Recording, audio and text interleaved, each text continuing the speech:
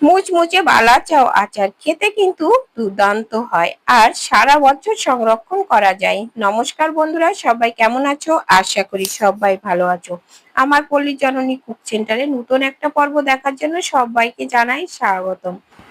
আজকে শেয়ার করব বালাচাও আচার। এই আচারটা খেতে কিন্তু অসাধারণ, অন্য আচার থেকে একটু ভিন্ন। খেতে দুর্দান্ত হবে এবং সারা বছর সংরক্ষণ করা যাবে, একটুও নষ্ট হবে না। তো ভিডিওটাকেও স্কিপ করো না, প্রথম থেকে শেষ পর্যন্ত দেখো, আশা করি ভালো লাগবে। আর দেখার শুরুতে বন্ধুরা একটা লাইক করে দিও। এই যে দেখো, একেবারে মুচমুচে বালাচাও আচার। তো সবাই ভিডিওটা দেখতে থাকো। এই যে দেখো, কাঁচা আম নিয়েছি আমি এখানে, বড় দেখে আমি দুটো আম নিয়েছি, কাঁচা আম। তো এখনো কিন্তু কাঁচা আম আছে। কাঁচা আম ফুরিয়ে যাওয়ার আগে এই আচারটা তৈরি করে নিতে পারো। তো আম দুটো আমি ভালো করে ছুলে নিয়ে এই আমটা আমি কুচি কুচি করে কেটে নেব, মানে আলু ভাজা যেভাবে কুটতে হবে সেইভাবে কুটে নেব। তো এই যে দেখো, আমি আমটা কিন্তু ছালা হয়ে গেছে, এরকম ভাবে গোল গোল করে কেটে নেব। এই যে দেখো, দেখতে থাকো। তোমরা কিন্তু চাইলে গ্রেটার দিয়েও কিন্তু গ্রেট করে নিতে পারো, যেটা বড় বড় হয়, যেটা গ্রেট করলে আর একটু আলু কুচানোর মতো কুচিয়ে নিতে হবে। আর এদিকে দেখো, জলের ভিতরে লবণ দিয়ে দিলাম। লবণ দিয়ে দিলে দেখো, এই আমগুলো এইভাবে ঝিরিঝিরি করে কুটিয়ে, তো এবার দেখো ওই জলের ভিতরে আমি আমগুলো ভিজিয়ে রাখবো।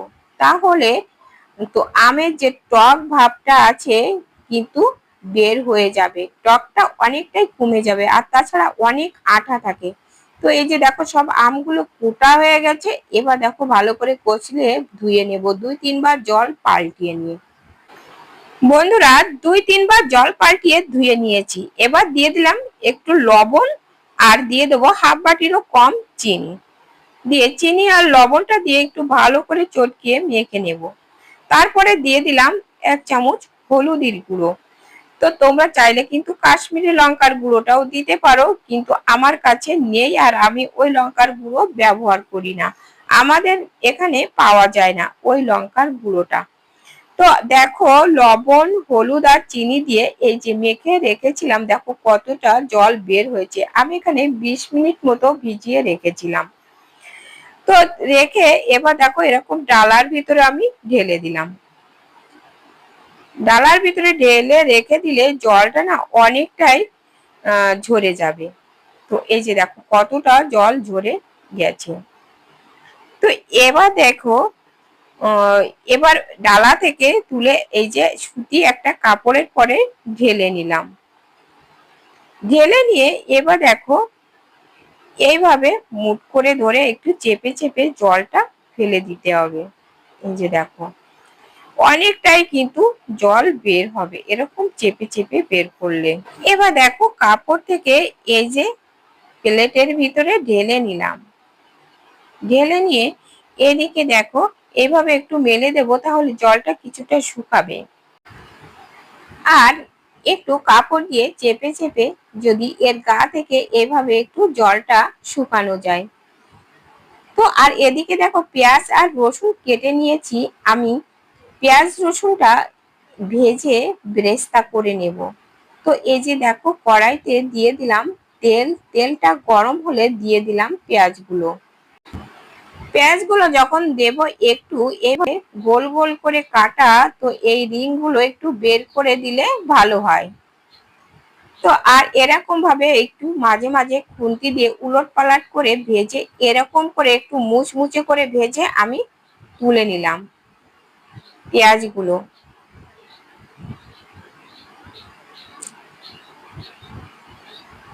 আর পেঁয়াজগুলো তুলে তারপরে রসুনগুলো দিয়ে দিলাম। আর এদিকে দেখো, যে আমগুলো একটু শুকাতে দিয়েছিলাম, সে আমের ভিতরে দেখো দিয়ে দিলাম কর্নফ্লাওয়ার। গাটা কিন্তু খুব শুকাবে না, তাহলে দেখো কর্নফ্লাওয়ার আর একটু ময়দা, 2 চামচ কর্নফ্লাওয়ার আর 2 চামচ মতো ময়দা দিয়ে এই যে দেখো কোট করে নিচ্ছি। গাটা কিন্তু শুকালে কোট করা হবে না, তাই একটু ভিজা তো থাকবে। তো এদিকে দেখো রসুনটা তুলে নিলাম, আর এই তেলের ভিতরে দিয়ে দিলাম সরিষার তেল। তো এই আচারটা না সরিষার তেলে করলে একটু ভালো হবে। তো দুটো দিয়ে দেখলাম তেলটা কেমন গরম হয়েছে, তারপরে দেখো এই যে এক মুঠো দিয়ে এইভাবে একটু ছড়িয়ে দেব। প্রথমে বেশি কিন্তু নাড়াচাড়া করা যাবে না, তাহলে কোটিংটা খুলে যেতে পারে। তো এবার দেখো 1 মিনিট পরে আমি এইভাবে একটু নেড়ে চেড়ে দেবো হালকা ভাবে। আর এই সময় গ্যাসের আঁচটা কিন্তু মিডিয়ামে রেখে কিন্তু ভেজে নিতে হবে।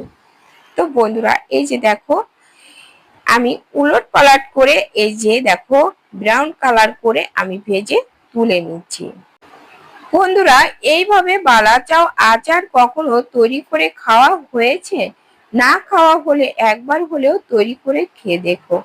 আর আজকের ভিডিওটা কেমন লাগলো কমেন্ট করে জানাতে কিন্তু ভুলো না। একটা লাইক দিতে ভুলে গেলে লাইক করে দিও। আর নতুন বন্ধুরা আমার চ্যানেলটা সাবস্ক্রাইব করে পাশে থাকা বেল আইকনটিতে ক্লিক করে রেখো, তাহলে পরবর্তী ভিডিও আপলোড হলে নোটিফিকেশন পেয়ে যাবে। আর পেয়ে যাবে সুন্দর সুন্দর ভিডিও, অজানা অনেক টিপস। তো বন্ধুরা দেখো সবগুলো আমি একইভাবে ভেজে নিয়েছি।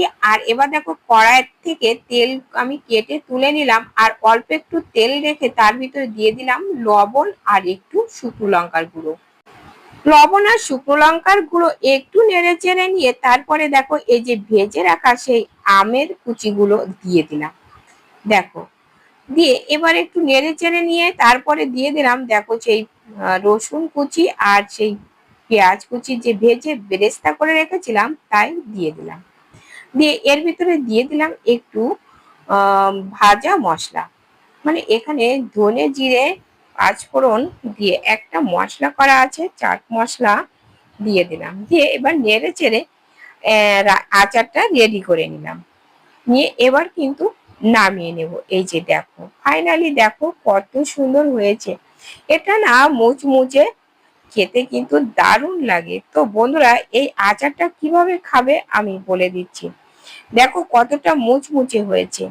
এটা কিন্তু চানাচুর ভাজা খাওয়ার সময় একটু দেওয়া যাবে তার ভিতরে, তারপরে বিরিয়ানি খাওয়ার সময় একটু খাওয়া যাবে, যে কোনো ভাতের পাতে, যে কোনো ভর্তার সাথে, যে কোনো চিনাক্সের সাথে এটা কিন্তু দারুণ লাগবে খেতে। তো বন্ধুরা এটা কিন্তু সংরক্ষণ করে সারা বছর রেখে দেওয়া যাবে, একদম নষ্ট হবে না। আর খেতে কিন্তু দুর্দান্ত হয়েছে। তোমরা একবার হলেও এভাবে খেয়ে দেখো আর কমেন্ট করে জানাতে কিন্তু ভুলো না। তো বন্ধুরা আজ এ পর্যন্ত, দেখা হবে পরবর্তী ভিডিওতে। ততক্ষণে তোমরা ভালো থেকো, সুস্থ থেকো। নমস্কার বন্ধুরা।